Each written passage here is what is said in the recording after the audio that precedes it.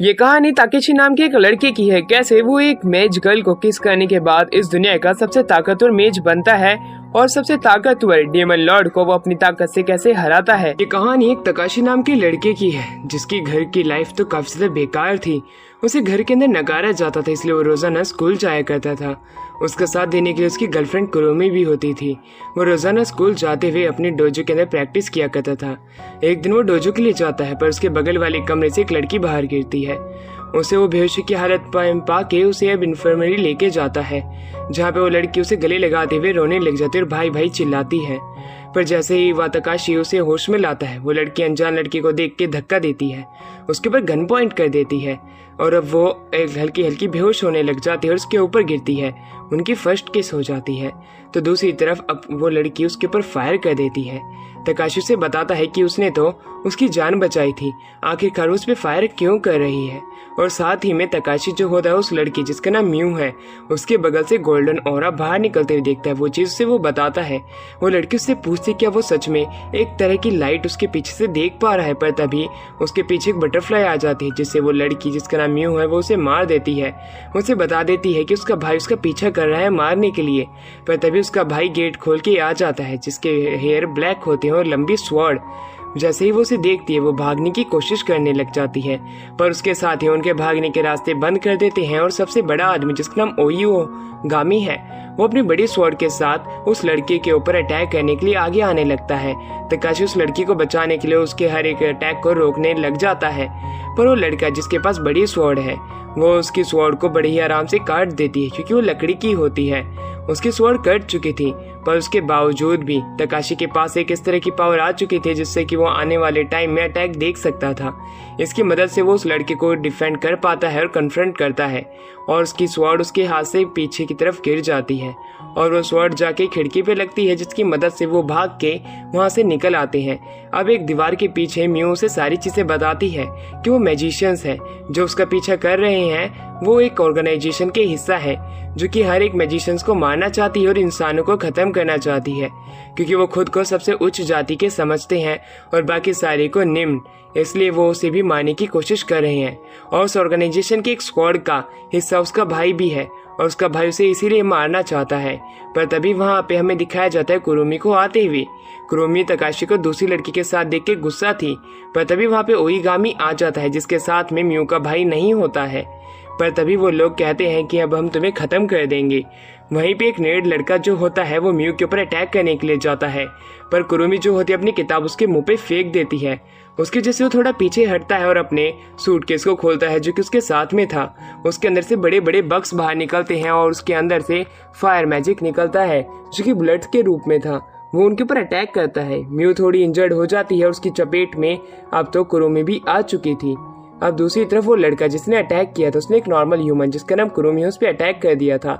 इसकी वजह से अब उसे असहनीय दर्द होने लग जाता है एक फॉर्मेशन की मदद से जो कि उसके नीचे बन चुकी थी, और वो आखिर में उसकी मैजिक पावर छीन ली जाती है। तो दूसरी तरफ हमें दिखाया जाता है कुरुमी के पास में भी अब मैजिक पावर आ जाती है, क्योंकि वो भी मैजिक की चपेट में आ चुकी थी। ये देख के म्यू से बताती है कि अब तुम चिंता मत करो, ये भी अब एक मैजिशियन बन चुकी है। पर तभी पीछे से कायदो आ जाता है। कायदो एक लड़के का नाम है जो कि तकाशी का फ्रेंड है। वो अपनी साथ एक लड़की को लेके आया था जो कि उसी ऑर्गेनाइजेशन का हिस्सा है जो कि म्यू के ऊपर अटैक कर रही है।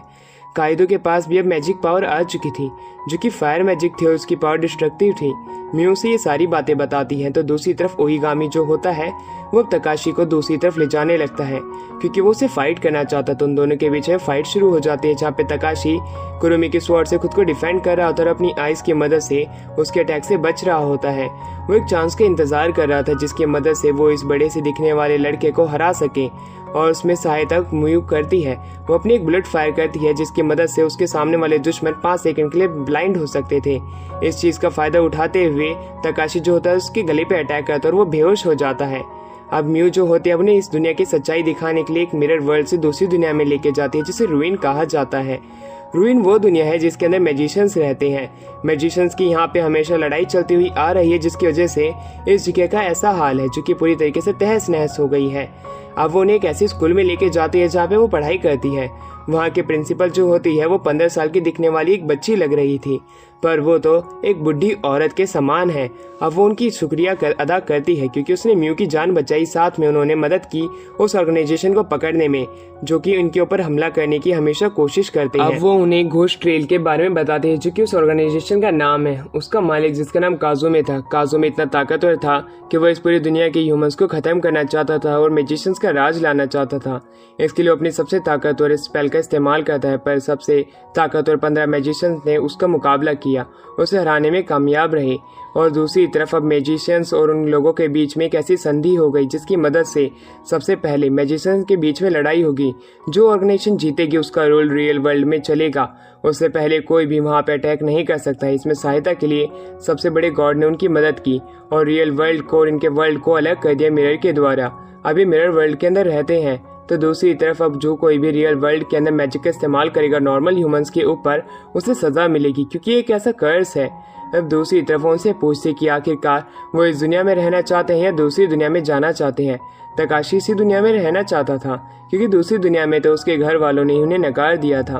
तो दूसरी तरफ वो उसके यहाँ पे रहने की वजह से कायदो और उसकी गर्लफ्रेंड जिसका नाम कुरुमी है वो भी यहाँ पे रहने का वादा करते हैं उसके साथ में ही। इसलिए अब उनके प्रिंसिपल उन्हें 12C में डाल देती है। 12C एक नेम क्लास होती है जिसके अंदर वो म्यू को भी डालती है। म्यू पहले एस रैंक क्लास की लड़की थी, पर अब वो उनके साथ पढ़ा करती थी, जहाँ पे कि उनके प्रिंसिपल के जो जितने भी स्टाफ मेंबर्स थे वो उनको इंट्रोड्यूस कराते हैं और सारी चीज़ों के बारे में बताते हैं, जैसे कि एंसेस्ट्रल ऑब्जेक्ट कहा जाता है जो कि मैजिक को आगे लाने में सहायता करता है। जैसे कि इनके अलग अलग मैजिक हो सकते हैं और उन्हें और अच्छे से इस्तेमाल करने के लिए कुछ टूल्स होते हैं। इसी प्रकार तकाशी के टूल के लिए वो उन्हें म्यू को भेज देता है उसी के साथ में। अब म्यू उसे एक ऐसी जगह पे लेके आती है जहाँ पे काफ़ी सारे आर्मरीज के वेपन रखे हुए थे। वहाँ पे बाद में उसके लिए अब स्वॉर्ड ढूंढने लगता है, पर तकाशी बताता है कि उसे एक बढ़िया सी कटाना के रूप में चाहिए। वो आदमी ऐसा ही करता है, वो उसे एक बहुत बढ़िया स्वॉर्ड देता है और वो स्वॉर्ड के बारे में बताता है कि सबसे पहले इसे 15 ग्रेट मैजिशियंस के अंदर एक मैजिशियन ने इस्तेमाल किया था। इसके अंदर पहले से ही मैजिक इम्प्लांट है जो कि उसकी मदद कर सकता है इसको और भी ज़्यादा इनहेंस करने में। अब तकाशी जो होता है उसे हाथ में लेके थोड़ा हिलाने लग जाता है। वो आदमी बताता है अगर तुम इसके कंपैटिबल नहीं रहे तो ये स्वॉर्ड तो मुझे दे देना। वो उसके ऊपर अटैक करता है, पर वो तकाशी जो होता है उसके अटैक को डॉज कर लेता है और उस मैजिक की पावर को इनहेंस करने में कामयाब हो पाता है जो कि स्वॉर्ड के अंदर थी।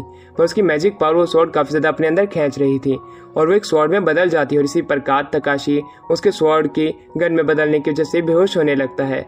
अब वो आदमी उसे वो स्वॉर्ड दे देता है और कहता है कि ये जो कुछ बुलेट्स हैं इसके अंदर तुम जिस आदमी का भी मैजिक इसके अंदर डालोगे उसी प्रकार ये बुलेट उस मैजिक में ढल जाएंगी और इसका पावर और एक्सप्लोसिव पावर काफ़ी ज़्यादा है। इस प्रकार वो लोग अपनी स्वॉर्ड लेके आ जाते हैं जिसका नाम ट्विलाइट होता है। क्लास के अंदर हमें पता चलता है कुरुमी के द्वारा कि कायदो ने इस पूरी क्लास के अंदर आग लगा दी थी क्योंकि वो अपने मैजिक पावर को कंट्रोल अच्छे से नहीं कर पाता है। वहीं उनका टीचर बताता है कि ऐसी कोई बात नहीं है, यहाँ पे हमेशा ऐसा ही होता हुआ आ रहा है। अभी तुम नए मैजिशियंस हो, तुम्हें सीखने में देरी लगेगी। अब वो लोग एक बड़े से ग्राउंड के अंदर आ जाते हैं जहाँ पे उन्हें अपने मैजिक को प्रैक्टिस करने के लिए कहा गया था। वो लोग प्रैक्टिस करने लग जाते हैं। तकाशी और कायदो को अपनी चीज़ें प्रैक्टिस करने में काफ़ी ज़्यादा तकलीफ आ रही थी, पर दूसरी तरफ कुरुमी को दिखाया जाता है जो कि एक मॉडल में बदल सकती थी अपनी मैजिक पावर की मदद से। वो काफ़ी ज़्यादा यूजलेस मैजिक पावर था, पर दूसरी तरफ सारे लड़के उसकी तरफ देख के खुश हो रहे थे। तकाशी गुस्से में था।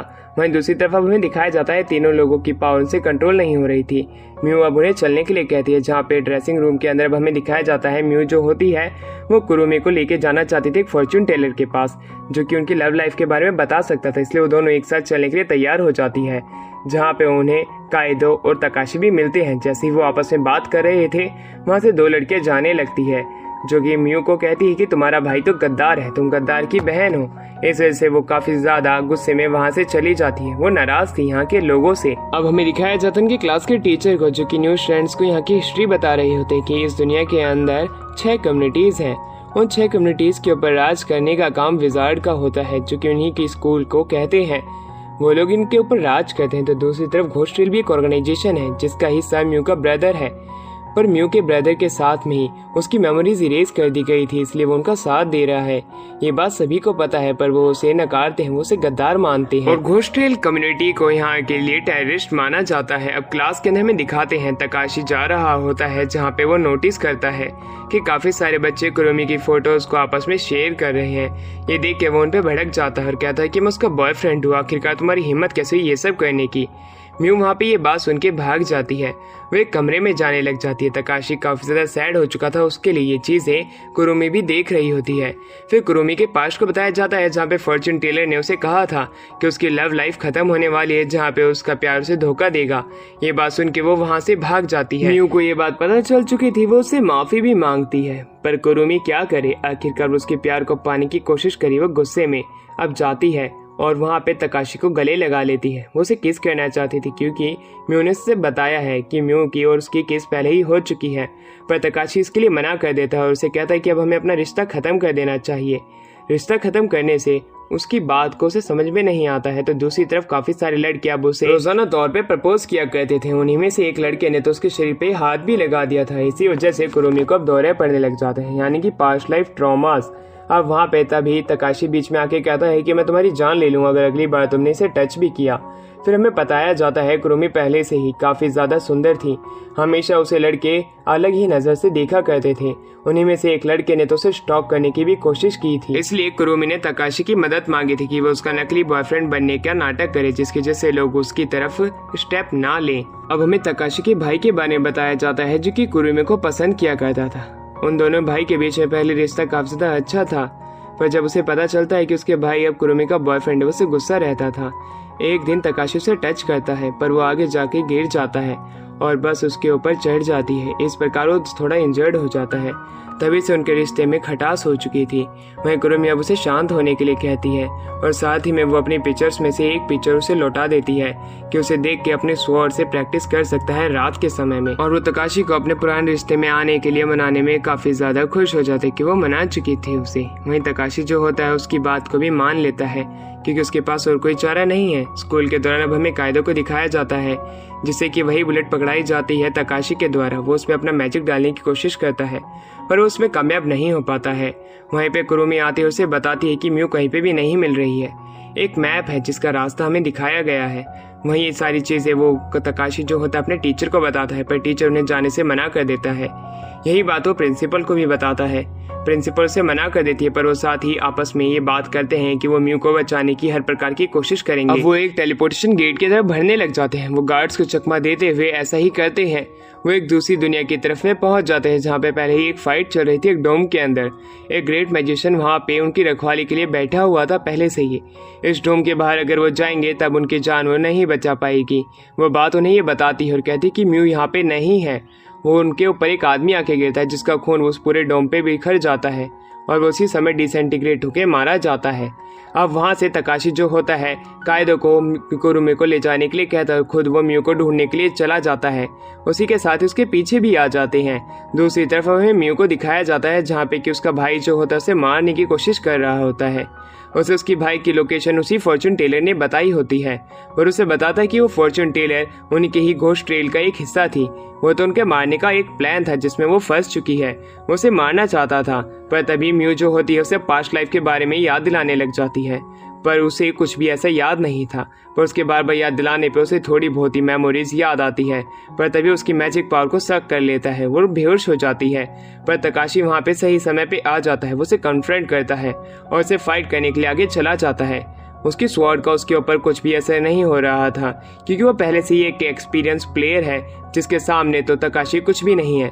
उसको वो जमाने की कोशिश करने लग जाता है पर उससे पहले कि वो उसे जमा पाए कायदो बीच में आ जाता है और उसे बचा लेता है। वो उसके ऊपर तरह तरह के और भी अटैक कर रहा होता है पर तकाशी ये देख के काफी ज्यादा गुस्सा था कि क्यों कायदो ने अपनी जान उसके लिए जख्मी कर दी, जिसके ऊपर कायदो बताता है कि बचपन के अंदर उसने उसकी एक बर्थ सिस्टर को बचाया था, इसलिए ही वो उसका साथ इस प्रकार दे रहा है खुद की जान खतरे में डाल के। तकाशी अब उसके ऊपर अटैक करने के लिए जाता है और म्यू को बचाने की कोशिश करता है, पर म्यू का जो भाई होता है वो कहता है कि तुम्हें क्या लग रहा था, क्या मैं तुम्हें इतनी आसानी से छोड़ दूंगा। वो उसके ऊपर फायर मैजिक नहीं बल्कि आइस मैजिक का इस्तेमाल करता है। आइस मैजिक का इस्तेमाल तो वो कर देता है पर उसी समय तकाशी उसके अटैक को डाइवर्ट करके कायदो को आज़ाद करा देता है और कहता है कि हमें अब जल्द से जल्द यहाँ से निकलना पड़ेगा।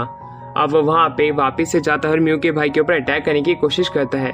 म्यू का भाई उससे नीचे आके फाइट करने लग जाता है। दोनों के बीच में सही फाइट चल रही थी।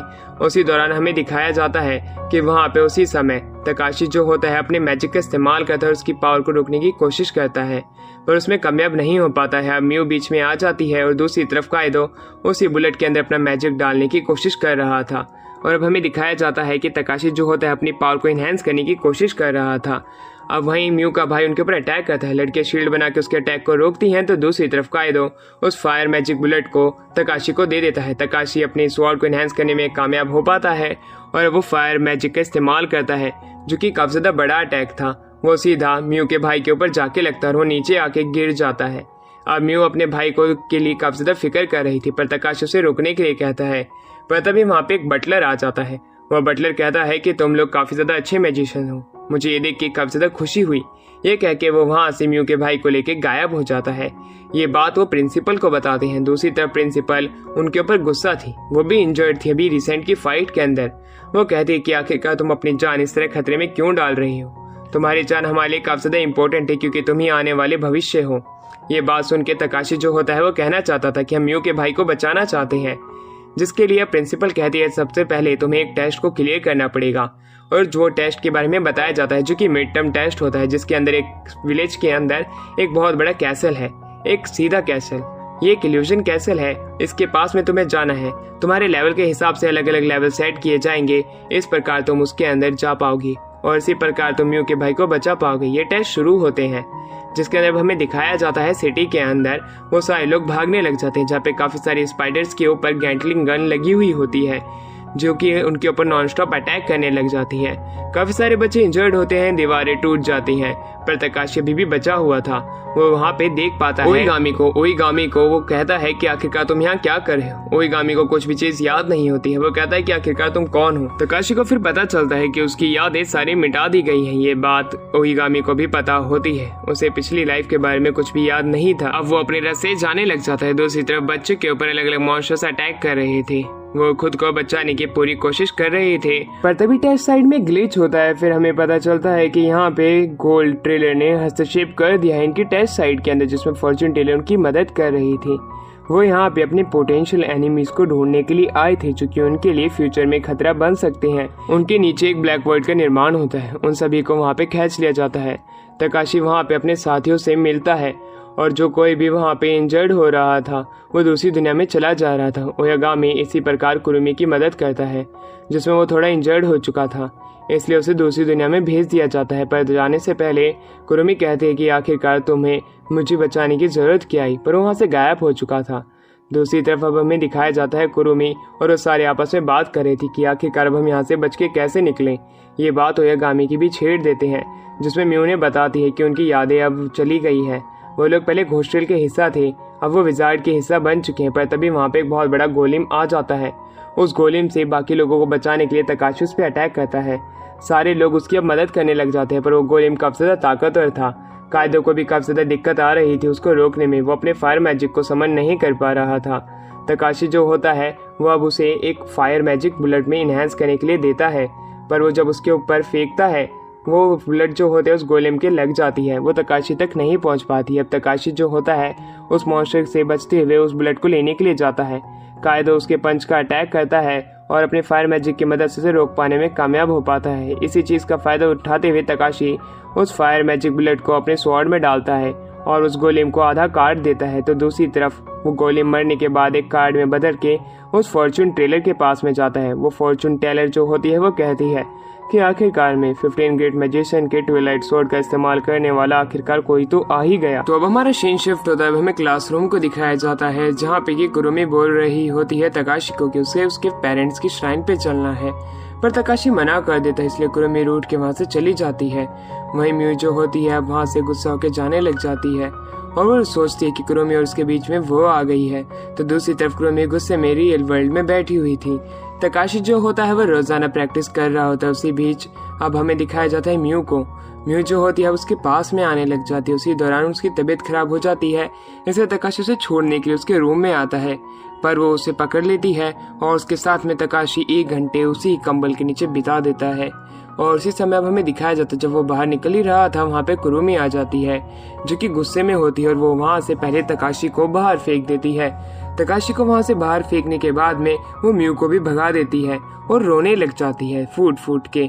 म्यू जो होती है भागते हुए तकाशी को बोलने जाती है कि तुम जाओ और म्यू को मनाओ, वो बच्चों की तरह रो रही है। पर तकाशी मना कर देता है क्योंकि वो उसे बताता है कि उसका रियल बॉयफ्रेंड है ही नहीं, वो सिर्फ नाटक कर रहे हैं। ये बात सुन के म्यू को लग रहा होता है कि अब उसके लिए ये जगह साफ हो गई है उसकी गर्लफ्रेंड बनने के लिए। वहीं दूसरी तरफ तकाशी उसके रिलेटेड सारी बातें बता देता है कि वैसे वो सिर्फ नाटक करते हैं। उन दोनों के बीच में अब दूरियां बढ़ने लग जाती है, जहाँ पे कुरुमी जो होती है वो ओरिगामी को भी अप्रोच करती है शुक्रिया बोलने के लिए कि उसने उसकी जान बचाई थी, और पर वो वहाँ से शर्मा के भागने लग जाती है, जहाँ पे वो तकाशी से टकरा जाती है। वहीं दूसरी तरफ हमें प्रिंसिपल को दिखाया जाता है जो कि कहती है कि तुम टेस्ट में पास तो हो गए हो, पर उससे पहले एक टास्क है जो हमें पूरा करना है, म्यू के ब्रदर को पकड़ने का। उसके लिए वो म्यू को एक बुलेट भी देती है जो कि केज की तरह काम करेगा और अपने भाई को प्रोटेक्ट कर सकती है। तो दूसरी तरफ वो एक पोर्टल को खोलती है जहाँ से वो वहाँ पे जाने वाले हैं, जहाँ पे कि वो घोस्ट ट्रेल से एक सौदा करने वाले हैं। वहाँ पे वो घोस्ट ट्रेल के बच्चों को भी बुलाते हैं जिनका सौदा वो बदले में शुभा यानी कि म्यू के ब्रदर के लिए करने वाले हैं। घोस्ट ट्रेल की लड़की वहाँ पे नहीं जाना चाहती थी पर उन्हें जाना पड़ता है। अब हमें दिखाया जाता है उस जगह पे जहाँ पे कि प्रिंसिपल के पास एक नोटिफिकेशन आता है और सामने एक कार आती है जिसके अंदर से म्यू का ब्रदर वही बटलर बाहर निकलता है जिसका नाम वूशी होता है। वूशी कहता है तो तुम घोस्ट ट्रेल के लोगों को लेके आई हो, ये सौदा काफी ज्यादा अच्छा होने वाला है। ओरिगामी अब आगे बढ़ने लग जाता है पर वो लड़की मना करती है। तो दूसरी तरफ वो लड़की को मनाते हुए आगे ले जाने लगता है क्योंकि वो घोस्ट ट्रेल के ही हिस्सा है और उसी के रहेंगे। उसी समय कुरुमी से शुक्रिया बोलने आती है पर ओरिगामी जाते हुए कुरुमी को एक गिफ्ट देते हुए जाता है अपने फेयरवेल का और उसके ताकतवर बनने का इंतजार करने का कह देता है।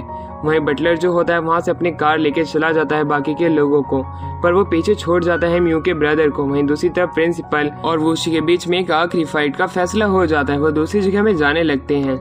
वहीं पीछे अब हमें म्यू का ब्रदर को दिखाया जाता है। म्यू जो होती है अपनी गन लेके तैयार थी, पर दूसरी तरफ म्यू का ब्रदर जो होता है उनसे फाइट करने के लिए तैयार था। पर दूसरी तरफ तकाशी और तकाशी की पूरी टीम जो होती है वो म्यू के ब्रदर को पकड़ने के लिए तैयार होती है और उनके साथ हाई वे और हाई रैंक मेज जो होते हैं अपनी पावर का इस्तेमाल करने लग जाते हैं उन्हें प्रोटेक्ट करने में। म्यू का ब्रदर वाकई में ज्यादा ताकतवर था। उसके पीछे वो लोग एक ब्लैक वर्ड बनाने की कोशिश भी करते हैं पर वो उस ब्लैक वर्ड से अपनी आइस मैजिक की मदद से बच जाता है और उन सभी को इंजर्ड करने में कामयाब भी हो पाता है। अब वो समझ चुका था कि वो घेरने वाला है, इसलिए वो बड़ी तेजी में वहां से भाग जाता है।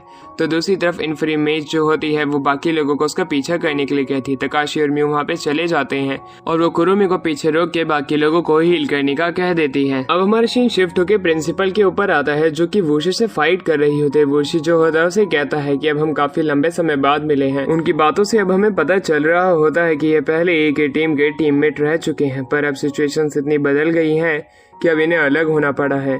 अब ये अपनी एक दूसरे की जान के प्यासे हैं। उन दोनों के बीच में फाइट शुरू हो जाती है जहाँ पे हमें दिखाया जाता है वूशी के आसपास में होने वाली हर एक चीज अपने आप तबाह होने लग जाती है और वो बताता है कि कुछ समय बाद ये जगह भी तबाह हो जाएगी।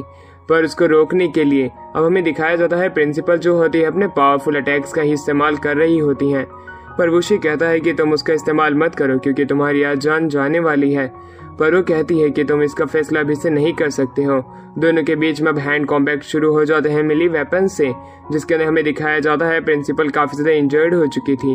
वूशी वाकई में बहुत ही ज्यादा ताकतवर था, इसलिए प्रिंसिपल जो होती है पूरे ब्रिज को तोड़ देती है और अपने वेपन को अब इस प्रकार का बना लेती हैं कि वो वॉइड के अंदर ट्रेवल करते हुए उसके ऊपर अटैक करने लगती हैं। पर उस समय भी वूशी उसके अटैक को रोकने में कामयाब हो पा रहा होता है। प्रिंसिपल का वेपन अपने आप अब बदल जाता है। उसके अंदर से काफी सारी चेन्स बाहर निकलती हैं जो कि वूशी का पांव पकड़ लेती हैं और उसे पानी के अंदर खींचने लग जाते हैं, एक वॉइड में डाल देती हैं और वहाँ पे ब्लास्ट होता है। अब हमें दिखाया जाता है उस ब्लास्ट के बाद उसे लग रहा होता है कि वूशी मर चुका है और उसकी भी अब लाइफ फोर्स जा रही होती है, पर तभी वूशी बाहर निकलता है। वूशी बाहर आते ही कहता है कि मुझे लगा था मैं किसी तरह के वॉइड में हूँ, पर मैं तो एक डब्बे में कैद था और वो डब्बा पानी के अंदर था।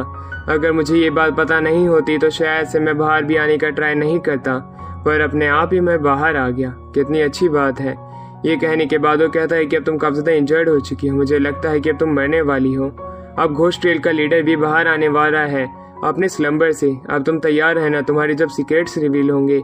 ये बात सुन के प्रिंसिपल की हालत ढीली हो जाती है। प्रिंसिपल जो होती है वो अपने सबसे ताकतवर वेपन का इस्तेमाल करती है और स्पेल का, जिसके अंदर अब हमें दिखाया जाता है कि आसमान के अंदर एक वॉइड खिंच जाता है और उसके अंदर आने वाली हर एक चीज अपने आप नष्ट हो रही थी। इसी प्रकार वो खुद को बचा लेता है वुशी, पर वुशी के ऊपर एक कार आके लगती है और उस कार की वजह से उसका बैलेंस जो होता है वो पहले से बिगड़ जाता है। इस वजह से अब वो उस वॉइड के अंदर खींचा चला जाता है और इस प्रकार वो मारा जाता है। प्रिंसिपल भी अब अपनी इतनी सारी एनर्जी का इस्तेमाल करके बेहोश होकर पानी में गिर जाती हैं। दूसरी तरफ अब हमें दिखाया जाता है तकाशी और म्यू को। वो लोग अब वहाँ पे म्यू के ब्रदर को पकड़ने आए थे। वो एक फॉर्मेशन चालू कर देते हैं जिसके अंदर एक आइस कैसल था। वो वहाँ से बाहर निकलने की कोशिश भी करते हैं, पर वो उसमें नाकामयाब होते हैं। उन्हें पता नहीं था कि वो आखिरकार कैसे बाहर निकलेंगे। वहाँ पे उन पर अटैक भी शुरू हो जाता है उस कैसल के अंदर। पर तकाशी जो होता है अपने स्वॉर्ड के अंदर वही बुलेट डालने की कोशिश करता है जो कि उसने इंचांट करवाई थी। पर तभी हमें दिखाया जाता है कि वहाँ पे म्यू का ब्रदर आ जाता है और उसकी स्वॉर्ड को दूर फेंक देता है। उसी समय हमें दिखाया जाता है किडो जो होता है वो उसकी मदद करने के लिए जा रहा होता है, पर तकाशी की वजह से अब वो भी फंस चुका था। म्यू के ब्रदर ने उसका हाथ जमा दिया था। अब किडो भी जो होता है वो भी अब आइस के ऊपर ही फंस चुका था। म्यू जो होती है अपने भाई को पकड़ने के लिए जाती है और उसे अपनी यादें याद दिलाने लग जाती है जो कि उन्होंने एक साथ बिताई थी। और इसी दौरान हमें दिखाया जाता है किडो जो होता है वो अपने फायर मैजिक का इस्तेमाल करके उस आइस को मेल्ट कर रहा था। तकाशी के कहने पे वो अपनी फुल पावर का इस्तेमाल करने के लिए मान जाता है। दूसरी तरफ अब म्यू को दिखाया जाता है। म्यू अपने भाई को कहती है, भाई होश में आ जाओ, मैं नहीं चाहती हूँ कि हम दोनों में से किसी की जान जाए। पर उसका भाई उसकी जान लेने ही वाला था और उसकी गला पकड़ के ऊपर कर ही रहा था। उसी समय हमें दिखाया जाता है एक बहुत बड़ा ब्लास्ट होता है और तकाशी वहाँ पे आ जाता है। तकाशी जो होता है म्यू को पीछे हटने के लिए कहता है और उससे फाइट करने की बात करता है, पर म्यू भी चाहती थी कि वो भी इस फाइट का हिस्सा बने और अपने भाई को बचाए, इसलिए वो भी उससे कहने लग जाती कि भाई वापिस आ जाओ। उसकी आंखों से आंसू गिरते हुए देख के म्यू के ब्रदर के अंदर एक अलग सी ही फीलिंग आती है। उसे फ्लैशबैक्स याद आने लग जाते हैं। उसी दौरान उन्हें एक ऐसा मौका मिल जाता है कि वो उसे वापस चलने के लिए मना सके। उसी दौरान म्यू बुलेट को भरती है अपनी गन के अंदर और उस मैजिक का इस्तेमाल करती है जो कि उसे प्रिंसिपल के द्वारा एक बुलेट से मिला था और वो अपने भाई को पकड़ने में कामयाब हो पाती है। अब हमें उसके भाई को दिखाया जाता है जो कि बेड पे लेटा हुआ था। उसकी आंखें खुलती है और कहता है कि म्यू, मैं वापस आ चुका हूँ। उसकी बात सुन के म्यू रोने लग जाती है और उसे पकड़ लेती है। वो लोग अब स्कूल के अंदर थे। वहीं दूसरी तरफ हमें दिखाया जाता है तकाशी को बुरे सपने आ रहे थे जिसके अंदर वो एक ब्लड पूल में लेटा हुआ था। कुरुमी उसके पास में आती है जिससे कि कुछ चैनें अपनी तरफ खींच लेती है और वो उस चीज को रोक भी नहीं पा रहा होता है। होते हुए उसकी आंखें खुलती है। ये उसका सिर्फ एक बुरा सपना था, पर इस तरह का बुरा सपना उसने पहली बार देखा था। दूसरी तरफ अब हमें दिखाया जाता है उसकी मैजिक स्वॉर्ड को जो कि उसका मैजिक अपने अंदर सोख कर रही थी और एक ट्रांसफॉर्मेशन ले रही थी एक लड़की के रूप में। अब हमें दिखाया जाता है म्यू का भाई अब उन लोगों का एक तरीके से इंस्ट्रक्टर बन चुका था। वो उन्हें हाई लेवल मैजिक सिखाया करता था। वहीं दूसरी तरफ म्यू जो होती है वो रोजाना की तरह इस बार तकाशी को एक गिफ्ट देने आई थी। आज वैलेंटाइन डे था, चॉकलेट देने आई थी। पर दूसरी तरफ म्यू का ब्रदर भी वही सेम चॉकलेट दिखाता है और कहता है कि तुम कोई खुद को ज्यादा एक्स्ट्राऑर्डिनरी मत समझो, यही चॉकलेट मुझे भी मेरी बहन ने दी है। ये कह के वो वहाँ से चला जाता है। दूसरी तरफ कुरुमी भी जो होते उसके लिए वही चॉकलेट लेके आई थी क्योंकि कुरुमी और म्यू ने दोनों ने मिलकर ही ये चॉकलेट बनाई थी। और वहीं दूसरी तरफ कुरुमी वो चॉकलेट दे के वहाँ से जाने लग जाती है। दूसरी तरफ तकाशी अपने पिछले रात के सपने के बारे में सोच रहा होता है जिसके अंदर कुरुमी को कुछ चैनें पकड़ रही थी। आज रात का सपना अलग था। समुद्र के अंदर म्यू बाहर निकल के आती है और उसे पुडिंग अपने अंदर खींच के पानी में डाल देती है। अब वो अपने स्कूल के अंदर घूमने लग जाता है मैजिक वाले। वहाँ पे म्यू का ब्रदर आता है। वो उसे सारी बातें बताता है अपने ड्रीम्स के बारे में, जिसमें वो कहता है अगर तुम ड्रीम्स देख रहे हो तो वो 100% सच होंगे। ये कह के वो वहाँ से चला जाता है। अगले दिन उसे पता चलता है कि म्यू एक पुडिंग ले जाते हुए सीढ़ियों से गिर चुकी थी। ये बात सुनकर उसे पूरा समझ में आ चुका था कि शायद ये वही सपना है जो कि सच हो गया। वो नहीं चाहता कि इसी तरह सपने सच और वो बेहोश हो जाता है। वहीं दूसरी तरफ इन्फ्री मैजिक मैच जो होती है वो उसको देखती है और उसे जगाने की कोशिश करती है, पर उसे नींद आने लग जाती है। जिसमें वो बटलर को देखता है, यानी कि वो शिकोर एक लड़की को। अब वो उसे उठाने के लिए उसके मुंह पे काफी सारे चाटे मारने लग जाती है क्योंकि वो देख चुकी थी कि उसकी जो स्वॉर्ड है वो अब एक ह्यूमन फॉर्म ले रही है। इसी वजह से वो उसे ज्यादा देर तक सोने नहीं दे सकती है। वो उसको आगे करते उसके गाल पे चाटे मारती है। काफी चाटे मारने के बाद उसकी आंखें खुलती है और वो उसे सारी चीजें बता देता है कि वो सपने देख रहा था। जिसके ऊपर अब उसकी मेज जो होते हैं वो बताती है कि जो तुम्हारे टूल्स हैं वही तुम्हारा एक हिस्सा है। अगर वो तुम्हारी एनर्जी सोर्स को ले रही है, इसका मतलब ज़रूर कुछ ना कुछ बात है।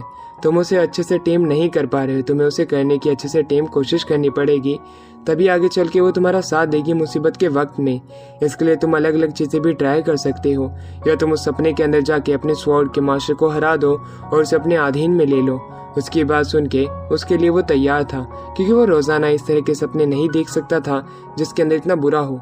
वो प्रिंसिपल की मदद मांगने जाता है, जिसके ऊपर प्रिंसिपल उसकी मदद करने के लिए एक ही शर्त पे तैयार होती है कि कुछ भी होगा उसे जिंदा लौट के आना पड़ेगा। तकाशी इस चीज़ के लिए मान जाता है, क्योंकि प्रिंसिपल जानती है कि तकाशी आने वाले टाइम का एक बहुत बड़ा ग्रेट मेज बन सकता है। इसलिए वो इस तरह के पोटेंशियल मेज को हाथों से आगे नहीं जाने दे सकती है। वो उसकी सारी इंश्योर करती है सेफ्टी, जो कि उसके लिए ज़रूरत पड़ सकती है, क्योंकि अगर वो सपने में जाके उस स्वॉर्ड के डिफीट करेगा उसमें काफ़ी ज़्यादा टाइम लग सकता है और उसकी काफ़ी सारी एनर्जी भी जाएगी। और वहीं तकाशी को हमें दिखाया जाता है जो कि रात के समय सो रहा होता है। उसके सारे साथी वहाँ पे आए हुए थे। वहाँ पे वो मेज भी थी जो कि इन्फ्री रूम की टीचर है। प्रिंसिपल कहती है कि तुम अपने सपने में डाइव करने के लिए तैयार हो जाओ, बाकी की चीज़ें मैं संभाल लूंगी। इसी प्रकार अब हमें मेज को दिखाया जाता है जो कि उसके ऊपर स्लीपिंग स्पेल इस्तेमाल करती है, तो प्रिंसिपल एक डोम बना के उसे प्रोटेक्ट करती है। अब हमें दिखाया जाता है जहाँ पे म्यू आती है और उसे एक दूसरी जगह ले जाने लगती है, समुद्र के पास में, और उसका कपड़े अपने आप हट जाते हैं। वो बिकनी में आ चुकी थी और वो शर्माने लगती है। वहीं तकाशी देख रहा होता है पीछे की तरफ कि अब वो गिर चुकी है। वो उसे बचाने जाता है, उनकी फर्स्ट किस वापस से हो जाती है। म्यू पानी में डूब चुकी थी, तो दूसरी तरफ पीछे झूले पे एक लड़की झूल रही होती है। तकाशी को पता था कि ये वही स्वॉर्ड की स्पिरिट है। उसके पास में जाता है, पर वो म्यू का रूप ले लेती है। अब म्यू के बाद में वो स्वॉर्ड स्पिरिट जो होती है वो अब तकाशी की मदर का रूप ले लेती है। वो उसे उसके भाई के बारे में कुछ बताना चाहती थी, पर उससे पहले वो गायब हो जाती हैं। तभी अब हमें स्वॉर्ड स्पिरिट को दिखाया जाता है जो कि उसके भाई का रूप ले लेती है और उसके ऊपर वो अटैक करने लग जाती है। उसके भाई गैको के पास में एक स्वॉर्ड आ जाती है और उसके विंग्स बाहर निकल आते हैं। उसके विंग्स देख के वो घबरा रहा होता है। तभी एक फॉर्मेशन चालू होती है और एक बहुत बड़ा अटैक उसके ऊपर करने वाला था, पर तभी स्वॉर्ड स्पिरिट आ जाती है। वो कहती है कि तुम इस स्वॉर्ड के लायक नहीं हो। ये कह के वो उसे उसी स्वॉर्ड की एक 2 कॉपी उसके हाथ में पकड़ा देती है फाइट के लिए। अब उन दोनों की फाइट शुरू हो जाती है, जहाँ पे तकाशी अपनी 4 साइड से उसके अटैक को रोकने की अपनी पूरी कोशिश कर रहा होता है, पर दूसरी तरफ जो स्वॉर्ड स्पिरिट होती है वो अपने मास्टर के स्पेल का इस्तेमाल करती है और अपने स्वॉर्ड को एक दूसरी रूप में बदल लेती है और बड़ी स्पीड से उसके ऊपर अटैक करने लग जाती है। तकाशी रोकने में कामयाब नहीं हो पा रहा होता है, तो ये देख के अब जो वो स्वॉर्ड स्पिरिट होती है वो म्यू के ऊपर अटैक करने जाती है और उसकी जो एनर्जी होती है वो खुद एब्जॉर्ब करने लग जाती है। और वो कहती है अगर तुम गिव अप नहीं करोगे तब आने वाले टाइम के अंदर म्यू मारी जाएगी, जब मैं उसकी पूरी एनर्जी सोर्स को अपने अंदर सोख लूंगी। अगर तुम नहीं चाहते हो कि तुम्हारी दोस्त की जान जाए तब इस ड्रीम को छोड़ के अभी चले जाओ। पर वहाँ से वो जाना नहीं चाहता था। म्यू के बार बार कहने पे भी उसे फाइट करता और वो भी इंजर्ड हो जाता है, पर उसे अब प्रिंसिपल की बातें याद आने लग जाती है, जहाँ पे प्रिंसिपल ने उसे बताया था वेपन एक फैमिली की तरह है, तुम उसे एक फैमिली की तरह समझना चाहिए। जिस प्रकार माँ अपने बच्चों को नाम देती है उसी तरह उसे भी अपनी स्वॉर्ड को नाम देना चाहिए था, पर उसने नहीं दिया। वो खड़ा होकर से माफ़ी मांगता है। स्वॉर्ड स्पिरिट से मारने के लिए जाती है, पर उसे माफ़ी मांगते हुए देख के वो रुक जाती है। वो कहता है कि मुझे माफ़ कर देना, मैंने तुम्हें नाम नहीं दिया था, और वो उसका नाम इस बार एथर्ना रखता है। एथर्ना नाम सुन के वो अपने स्वॉर्ड को नीचे पटक देती है। अब वो जो ड्रीम होता है वो तहस नहस हो रहा होता है। उसी बीच तकाशी जो होता है वो स्वॉर्ड स्पिरिट को अपने हाथ में ले लेता है। इस प्रकार उसने अपने स्वॉर्ड स्पिरिट को कंट्रोल कर लिया होता है। काफ़ी साल बीत जाते हैं। कुरोमी और उसके अब रिलेशनशिप को 1 साल हो गए थे, जो कि वो नाटक निभा रहे हैं, इसलिए वो अब एक जगह पे डिनर करने के लिए आते हैं। उसी दौरान अब हमें दिखाया जाता है कि अब ये लोग 2nd ईयर के स्टूडेंट बन चुके हैं अपनी हॉकवर्ड स्कूल के अंदर, जहाँ पे इन्हें मैजिक सिखाया जाता है। अब न्यू स्टूडेंट्स आ रहे होते हैं, जिसमें हमें कीडो की बहन को भी दिखाया जाता है। उसे तो देख के वो हैरान था कि आखिरकार इसकी बहन कैसे एक मेज बन सकती है, और उन्हें यकीन नहीं हो रहा था कि ये इसकी सिस्टर है। ये पूछते हैं कहीं तुम्हारी अडॉप्टेड सिस्टर तो नहीं है, जिसपे वो उन्हें मना कर देता है कि ये उसकी रियल सिस्टर है और ये ब्लड लाइन से ही है। और वहीं इसकी बात सुन के वो हैरान थे, पर वो अपना क्वेश्चन चेंज करते हैं कि आखिरकार ये मेज कैसे बनी, जिसपे वो बताता है कि अपने दोस्तों के साथ बाहर घूमने जाना चाहती थी, पर हम दोनों में लड़ाई हो गई और उसी दौरान मैं गुस्से में आ गया और मैंने अपना मैजिक रिवील कर दिया। उसकी वजह से अब ये भी एक मेज बन चुकी है, इसलिए इसे लेके आए हैं। और उन्हें शुक्रिया अदा करती है और वो अब वहाँ पे चली जाती है जहाँ पे क्लासेस लगने वाली हैं। उसी दौरान एक आवाज़ आती है जिसका नाम गैको होता है। गैको तकाशी का भाई है, वो भी एक मेज बन चुका था। उसे देख के वो हैरान था। गैको कहता है कि मैं तुम्हें बाद में बताऊंगा मैं मेज कैसे बना, पर मैं आशा करता हूँ कि तुम मेरा यहाँ पे ध्यान रखोगे। इसी दौरान अब उनका समय धीरे धीरे बीत रहा होता है, जहाँ पे गैको ने बताया नहीं होता है कि वो मेज कैसे बना था। नहाते दौरान वो तकाशी से बात करने लगता है। तकाशी ये देख के हैरान था कि उसका भाई गैको से बात कैसे करे। गैको उससे माफी मांगता है कि उस कार एक्सीडेंट में उसका कोई भी हाथ नहीं था, पर वो अपना गुस्सा उसके ऊपर निकाल रहा था, इसलिए तुम मुझे माफ कर दो बड़े भाई। उसकी बात सुन के तकाशी हैरान था। उसे समझ में नहीं आ रहा था कि आखिरकार कड़वा बोलने वाला बंदा आज इतना मीठा कैसे बोल रहा है, पर वो इस चीज को ज्यादा ध्यान नहीं देता है और वो अपने सपने के अंदर अपने भाई को देखता है। और वहीं दूसरी तरफ हमारा सीन शिफ्ट होता है, जहाँ पे हमें दिखाया जाता है उनकी ट्रेनिंग सीजन ऐसे ही अच्छा चल रहा होता है, पर जब टीचर को पता चलता है कि गैको उसका भाई है, तब वो उसे रोकता है और कहता है कि तुम्हें अपने भाई के ऊपर ध्यान देना पड़ेगा। वो अपने अलग रास्ते पे चलता है, उसकी पर्सनालिटी तुमसे काफी ज्यादा अलग है, कहीं वो बुरे रास्ते पे ना चलने लगे। उसकी बात सुन के तकाशी खुद भी हैरान था कि आखिरकार टीचर क्या बोल रहे हैं, जरूर मुझसे कुछ ना कुछ छिपाया जा रहा है। वो ये बातें सोच रहा होता है और रात में जब वो सोता है उसे एक ड्रीम आने लगता है, जहाँ पे उसे अपने भाई का ड्रीम दिखाया जाता है, जहाँ पे वो उसे कहता है कि मैं तुमसे हर एक वो चीज छीन लूंगा जो कि तुम्हें मेरी वजह से मिली है, चाहे वो ट्विलाइट स्वॉर्ड हो या कुरोमी हो, मैं तुमसे दोनों ही चीजें छीन लूंगा। उसकी ये बात सुन के वो काफी ज्यादा घबरा जाता है। उसकी आंखें खुलती है। वुशी उसके सामने था। उसे देख के वो अपने स्वॉर्ड पकड़ के उससे लड़ाई करने के लिए तैयार था, पर वुशी कहता है मैं तुम्हें मारने को मार सकता हूँ, पर मैं बात करने आया हूँ। उसकी बात सुन के ताकाशी पूछता है कि आखिरकार तुम्हें क्या बात करनी है, जिसपे वो बताता है कि मैं आज तुम्हें हिस्ट्री सिखाने वाला हूँ। बहुत साल पहले 18th सेंचुरी के लास्ट में विजार्ड ब्रेस के जितने भी मेजिस थे उन्होंने आम मेजिस को मारना शुरू कर दिया। उनका मानना ये था कि मैजिक का इस्तेमाल सिर्फ प्योर ब्लड लाइन के ही लोग कर सकते हैं, और इस प्रकार उन्होंने काफी सारे लोगों को मार डाला था। उस समय की आधी पॉपुलेशन खत्म हो गई थी। इसी प्रकार वो हमारा भी इस्तेमाल करना चाहते थे। जिसके बाद में वो अपनी कहानी और घोस्ट ट्रेलर की लीडर की कहानी बताता है, जहाँ पे कि विजार्ड ब्रेस उसको अपनी टीम में शामिल करना चाहते थे, पर काजुमे जो था वो इंडिपेंडेंट रहना चाहता था और वो खुद से अपने मैजिक का खुद इस्तेमाल करना चाहता था। पर जब उन्हें पता चलता है विजार्ड ब्रेस को कि काजुमे उनकी टीम में नहीं आना चाहता है, तब उन्होंने उसे धमकी देने की कोशिश की, उसके माँ बाप को बंदी बना के। पर काजुमे एक अड़ियल बच्चा था, उसने उनकी इस तरह की धमकी को नहीं माना और जिसे धमकी दे रहा था वो उस मेज को उसने उसी समय खत्म कर दिया। उस वजह से विजार्ड ब्रेस काफी ज्यादा गुस्सा हो गए थे और इस कारणवश उसने काजुमे के सारे साथी और उसके फैमिली मेंबर्स को एक एक करके मारना शुरू कर दिया। इसी प्रकार अब काजुमे ने घोस्ट ट्रेलर नाम की ऑर्गेनाइजेशन बनाई जो कि विजार्ड ब्रेस के खिलाफ लड़ती है। उसने इस तरह के लोगों को ढूंढा जो कि विजार्ड ब्रेस के आतंक की वजह से डरे हुए थे। तकाशी हैरान था। वो कहता है पर काजुमे भी तो आम लोगों को मार ही रहा है, इसमें क्या अंतर है? जिसके पर वाशी कहता है कि ऐसी बात नहीं है, उन लोगों ने इतने सालों तक अत्याचार किया था, हमने तो सिर्फ उनके खिलाफ में लड़ाई शुरू की थी। और वहीं अब वो उसकी मदर के बारे में भी बताता है। एक फाइट के अंदर उसकी मदर भी एक मेज थी, उसकी मदर वही मेज थी जिसके पास ट्विलाइट स्वॉर्ड थी। पर वहीं काजुमे के एक फ्रेंड को उसकी मदर से काफी ज्यादा प्यार था। जब काजुमे ने उसकी मदर के ऊपर अटैक किया था, उसकी मदर को बचाने के लिए काजुमे का फ्रेंड बीच में कूद पड़ा था, इस वजह से वो मारा गया था। उसके दोस्त के मरने का पछतावा उसे आज तक है। इस तरह की बात सुनकर तकाशी हैरान था, क्योंकि उसने कभी भी नहीं सोचा था कि जिसको वो अपनी माँ मानता था वो विजार्ड ब्रेस की पहले एक मेज रह चुकी है। ये फाइट 20वीं सदी से पहले की है। उसकी मदर की एज काफी ज्यादा है। वाशी जो होता है उससे कहता है कि तो तुम किसकी साइड से फाइट करना चाहते हो, विजार्ड ब्रेस या घोस्ट ट्रेलर? ये बात सुन के तकाशी कह देता है कि मैं दोनों की तरफ से फाइट नहीं करना चाहता हूँ, ये वॉर बेबुनियादी है, इसकी वजह से किसी का भी भला नहीं होने वाला। और वो कहता है कि काजुमे ने भी तो काफी सारे नादान लोगों को मारा है। जिसके ऊपर वाशियो कहता है कि तुम क्या बात बोल रहे हो, विजार्ड ब्रेस ने आज तक जितने भी लोगों को मारा है उसके सामने घोस्ट ट्रेलर कुछ भी नहीं है। तुम उनकी हकीकत अभी भी नहीं जानते हो। जब तुम अपने प्रिंसिपल से इसके बारे में पूछोगे तभी तुम्हें सारी सच्चाई के बारे में पता चलेगा। तकाशी को शुरुआत में लग नहीं रहा था वाशियो जितनी भी चीजें बोल रहा है क्या वो सब सच में हकीकत है भी या नहीं, या वो झूठ बोल के उसे अपनी तरफ करने के लिए आया है। पर वाशियो यहाँ पे एक चीज के लिए और भी आया था। वो उसे उसकी ट्विलाइट स्वॉर्ड मांगता है, जिसके ऊपर वो अपनी ट्विलाइट स्वॉर्ड देने से मना कर देता है, जिसका नाम अब एथेना है। वो एथेना को देने से इनकार करता है। पर दूसरी तरफ वाशियो कहता है कि काजुमे की फ्रेंड की आखिरी निशानी है, क्योंकि उसने इसके मालिक को बचाते अपनी जान दी थी। ये कह के वो चला जाता है। इस प्रकार तकाशी की आंखें खुलती हैं और अगले दिन अब वो प्रिंसिपल के पास जाता है और पूछता है कि अब विजार्ड ब्रेस ने पहले लोगों को खत्म किया था, इसका काला सच आखिरकार है क्या? वही प्रिंसिपल जो होती है वो उसे बताने से मना कर देती है, पर उसे थोड़ी थोड़ी चीजें बता देती है। उससे उसे यकीन हो जाता है कि जितनी भी चीजें वाशियो ने रात के समय बोली थी वो सब सच है। वो ये कह के वहां से भाग जाता है। और दूसरी तरफ हमें दिखा जाता है वाशियो को, जिसके आगे काजुमे लेटा हुआ था। वो अपनी आंखें खोलता है और इसी प्रकार वो अपनी आंखें बंद भी कर लेता है। वाशी उसकी आंखों से आंसू निकलता हुआ देख के फॉर्चून टेलर को बुलाता है। फॉर्चून टेलर वहाँ पे आके बताती है कि अभी सही समय नहीं आया है जब काजुमे को जागना है।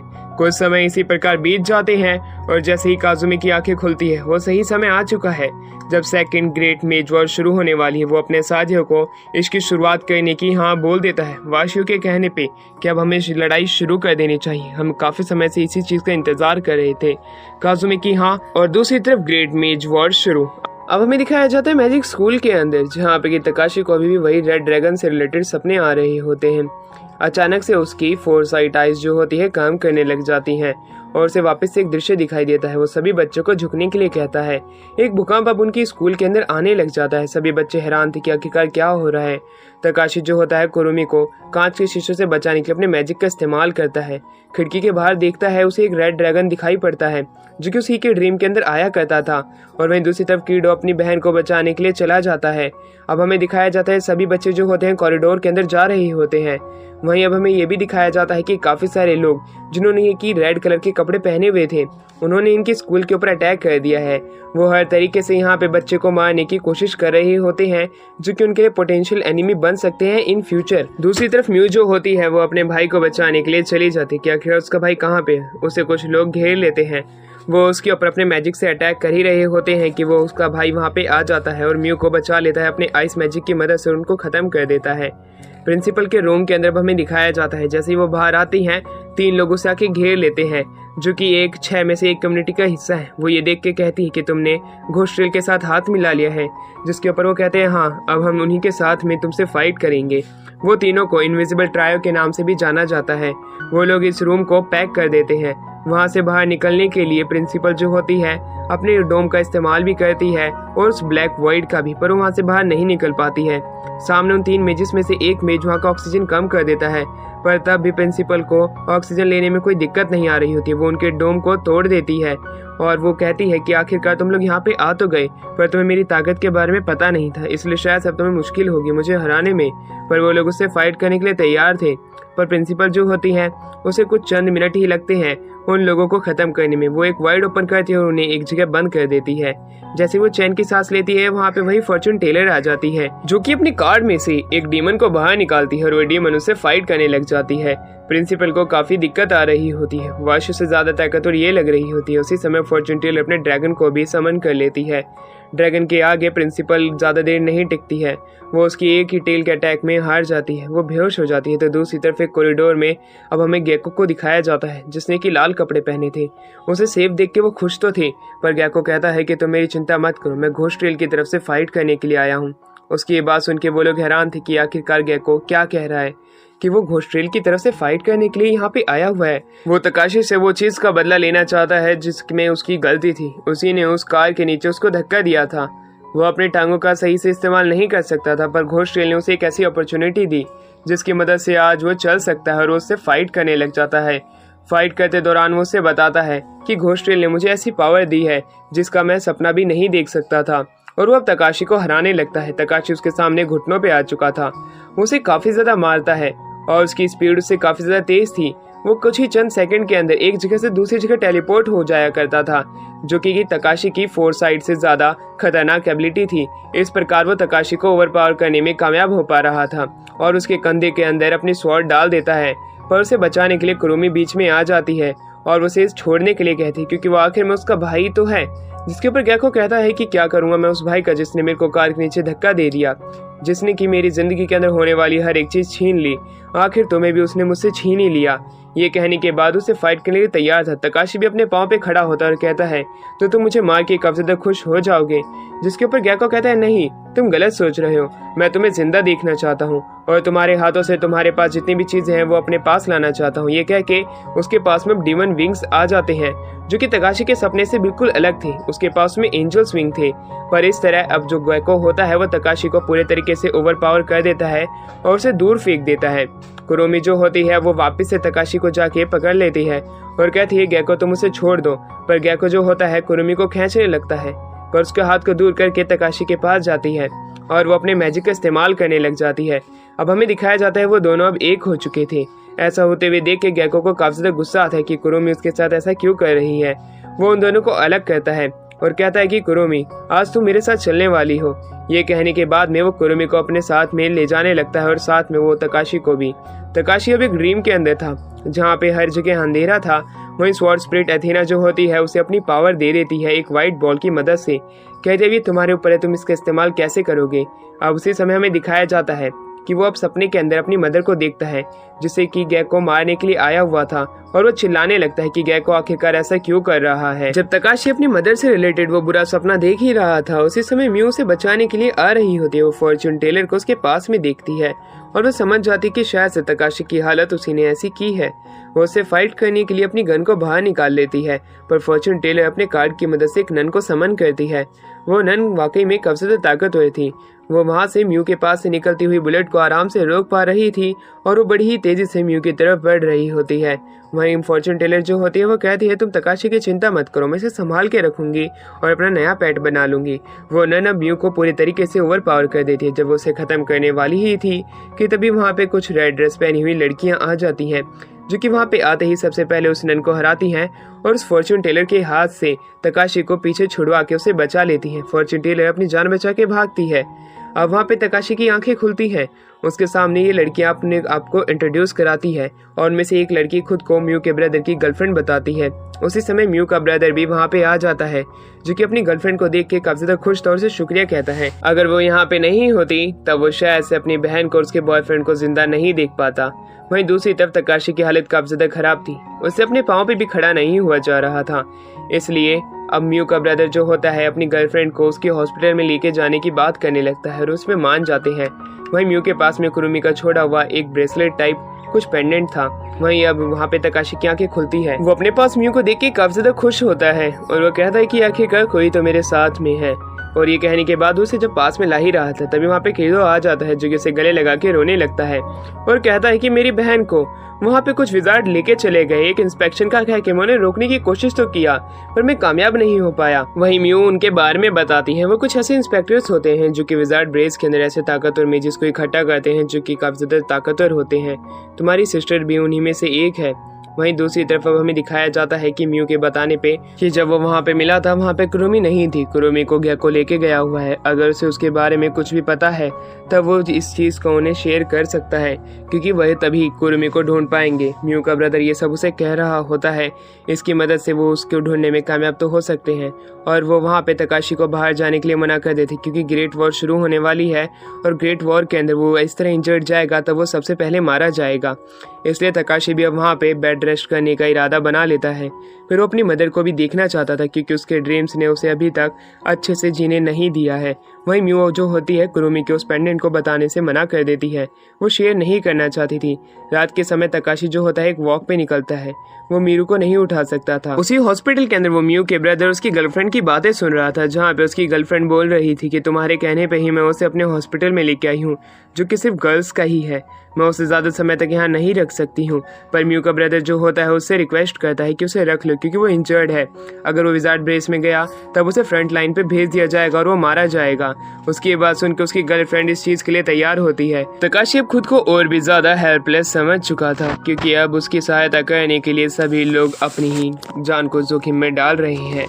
उसी समय अब हमें दिखाया जाता है अगले दिन वो म्यू को ढक देता है और दूसरी तरफ काजू में जो होता है अपने घोषणा के सभी लोगों को फाइट के लिए तैयार कर देता है क्योंकि अब एक फुल एज वॉर होने वाली है। दूसरी तरफ वुशी जो होता है उस मेज को मारने के लिए जाता है जिसने कि वो कर्ज लगाया होता है कि नॉर्मल वर्ल्ड के अंदर मेजेस फाइट नहीं कर सकते हैं।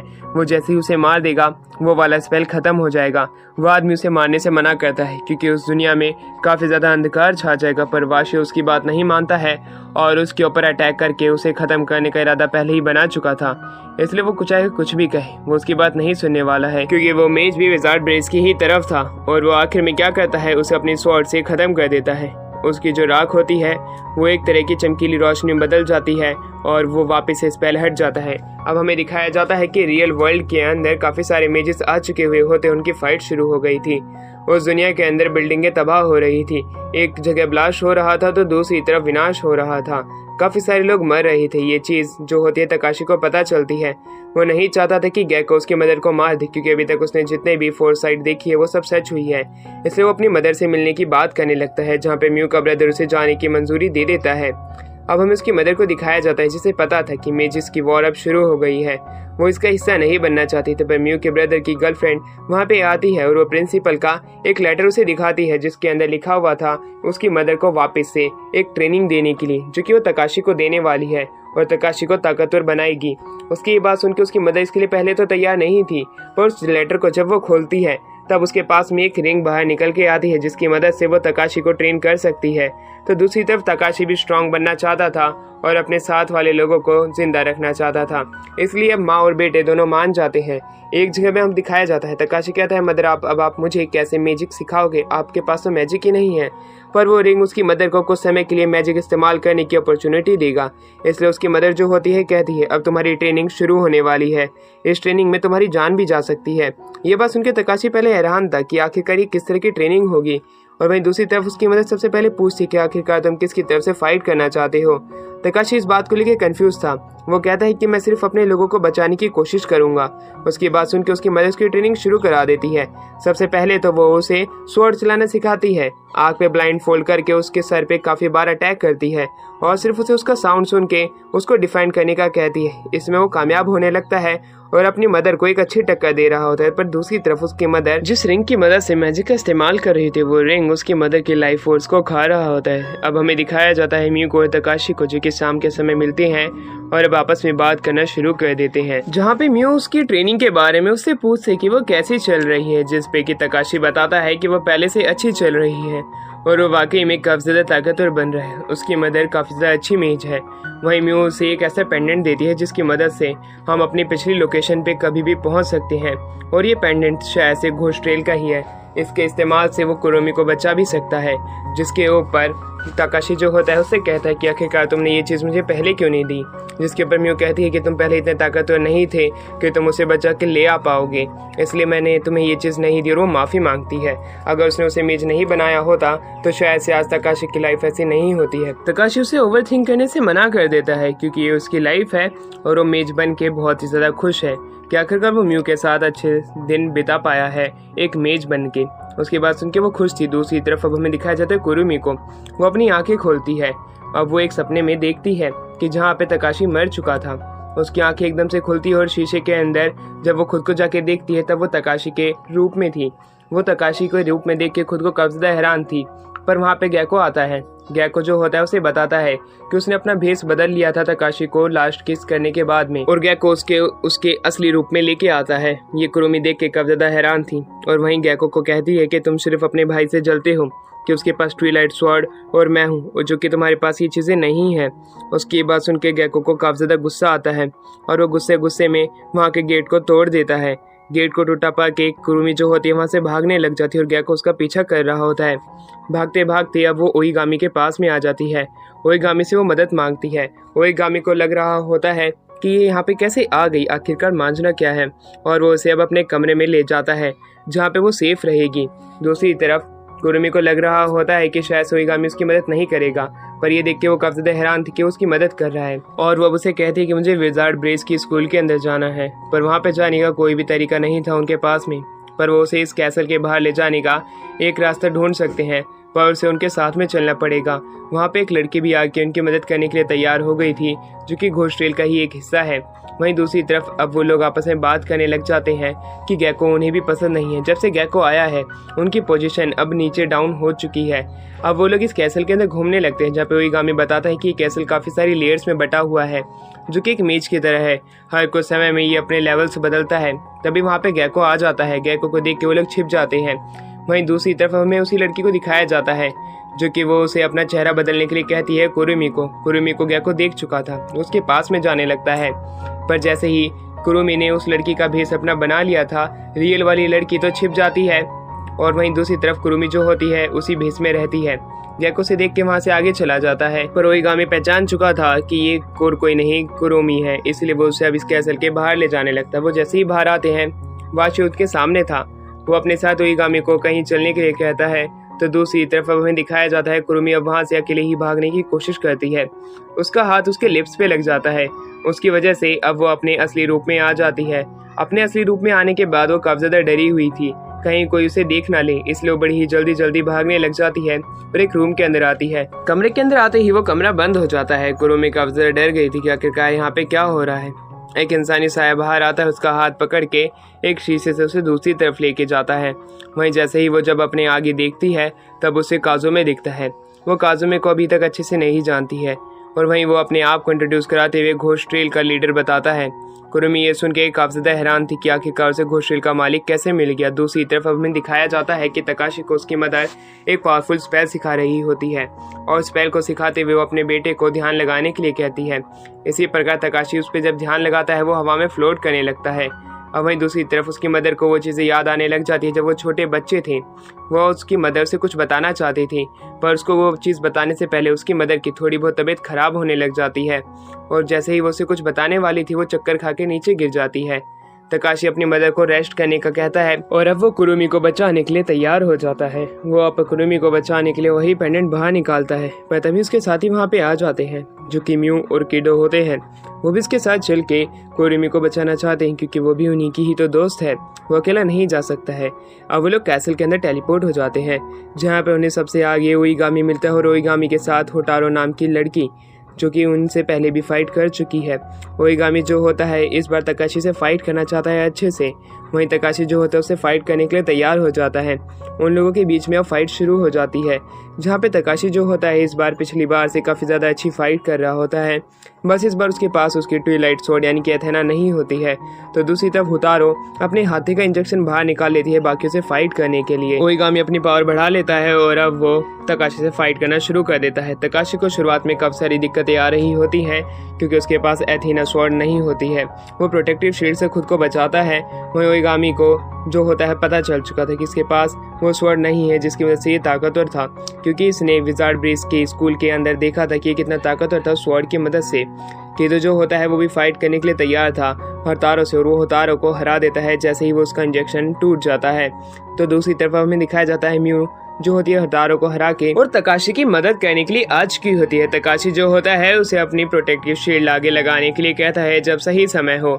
वो अपनी स्वॉर्ड को ऑरा स्वॉर्ड में बदल लेता है। ये देख के अब दूसरी तरफ ओइगामी भी जो होता है अपने स्वॉर्ड को ऑरा स्वॉर्ड में बदल के फाइट शुरू कर देते हैं। वो फाइट काफी ज्यादा क्लोज कॉम्बैट हो रही थी जिसके अंदर हमें दिखाया जा रहा होता है कि दोनों एक दूसरे को बराबर की टक्कर दे रहे होते हैं।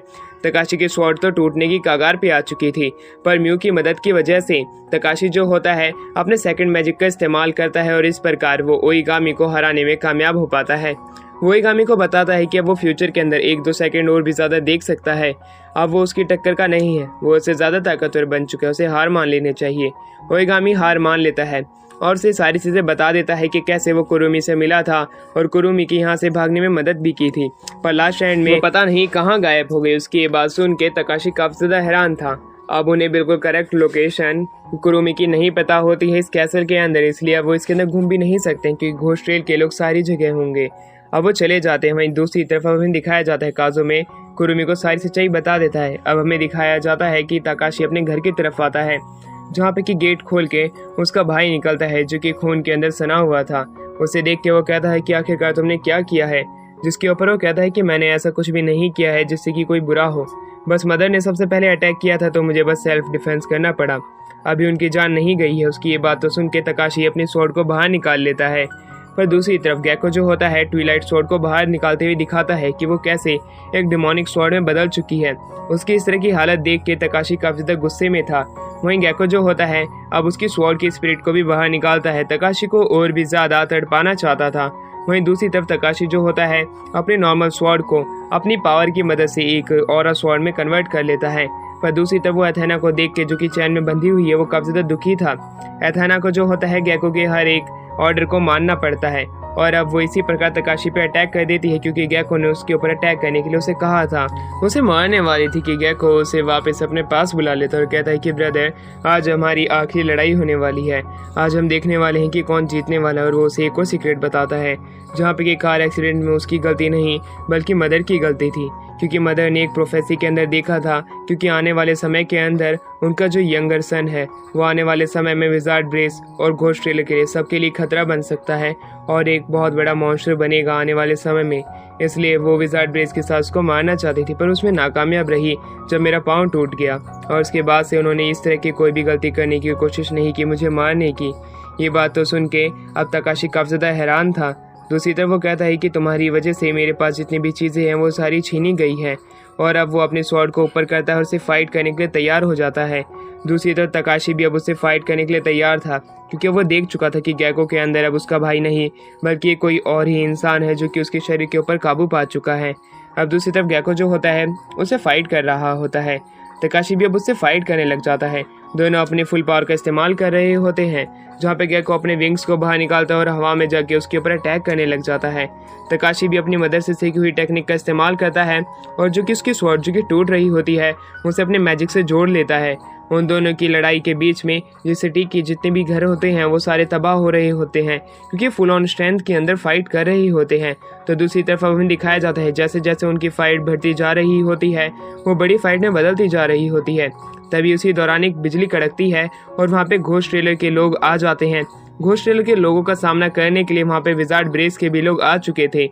अब दोनों राइवलरीज जो होती हैं एक दूसरे के सामने खड़े होते हैं, जहाँ पे म्यूज की मदद तो करना चाहती थी तकाशी की, पर उसका भाई उसे जाने से मना कर देता है। वाशो जो होता है सभी लोगों को विजार्ड ब्रेस के ऊपर अटैक करने के लिए कहता है। सबके बीच में फाइट शुरू हो जाती है। तो दूसरी तरफ अब हमें कुरुमी को दिखाया जाता है जो कि तकाशी को ढूंढ रही होती है। तो दूसरी तरफ तकाशी जो होता है अपने भाई से फुल पावर का इस्तेमाल करते हुए फाइट कर रहा होता है। दोनों की फाइट काफी ज्यादा खतरनाक चल रही होती है, जहाँ पे कि तकाशी का भाई जो होता है तकाशी को एथेना की मदद से काफी आराम से ओवर पावर करने में कामयाब हो पा रहा होता है। पर एक समय पे वो कहता है कि भाई मुझे माफ कर दो, शायद से मेरे शरीर पर किसी ने कंट्रोल कर लिया है और मैंने अपनी मदर पर अटैक करने की कोशिश की थी, तो मुझे मार दो, मैं इस दुनिया में नहीं रहना चाहता हूँ।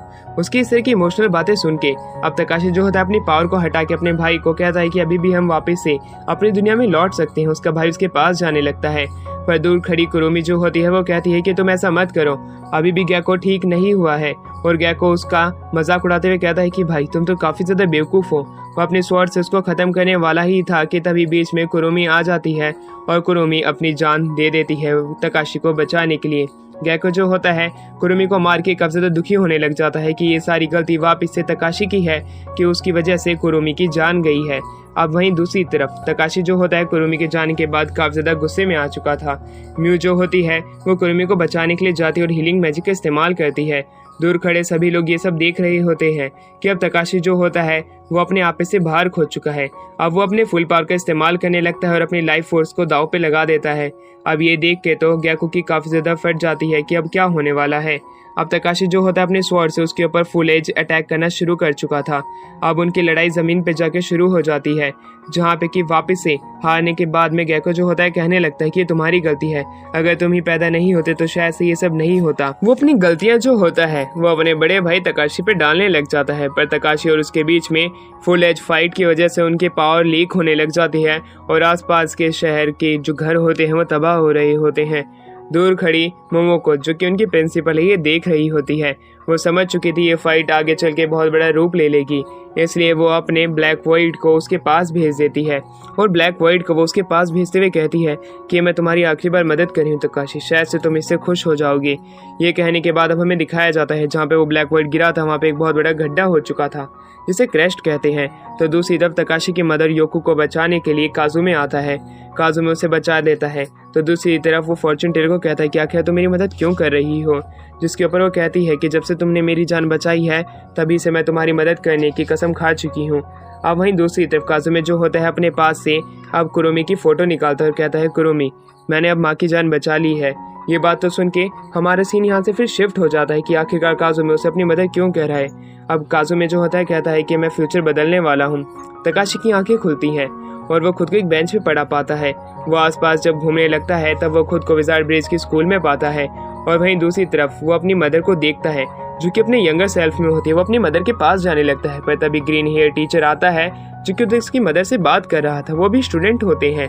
ये चीज देख के वो हैरान था कि आखिरकार यहाँ पे क्या चल रहा है। वो कोई बुरा सपना तो नहीं देख रहा है। एक पोस्टर में सन 1999 था। ये चीज तो देख के वो काफी ज्यादा घबरा जाता है कि आखिरकार ये क्या हो रहा है, कहीं मैं उस ब्लैक वॉइड की वजह से ही यहाँ पे तो नहीं आ गया हूँ। अब वो दूसरी तरफ देखता है वासियों को और प्रिंसिपल को, जो कि दोनों एक साथ चल रहे होते। वहाँ पे कुरोमी भी आता है। कुरोमी वही लड़का है जिसने की उसकी मदर की जान बचाई थी तकाशी की काजुमे के अटैक से। वहीं अब काजुमे भी आ जाता है। अब देखता है कि वहाँ पे गैको भी आ चुका था। गैको को तो देख के तकाशी काफी ज्यादा घबरा जाता है कि आखिरकार यहाँ पे क्या हो रहा है, और वो अपना सिर झुका लेता है। पर जैसे ही गैको उसके पास से जाता है, कहता है कि ब्रदर तकाशी, आखिरकार तुम क्या सोच रहे हो? आने वाले समय में हम दोनों की फाइट वापस होने वाली है।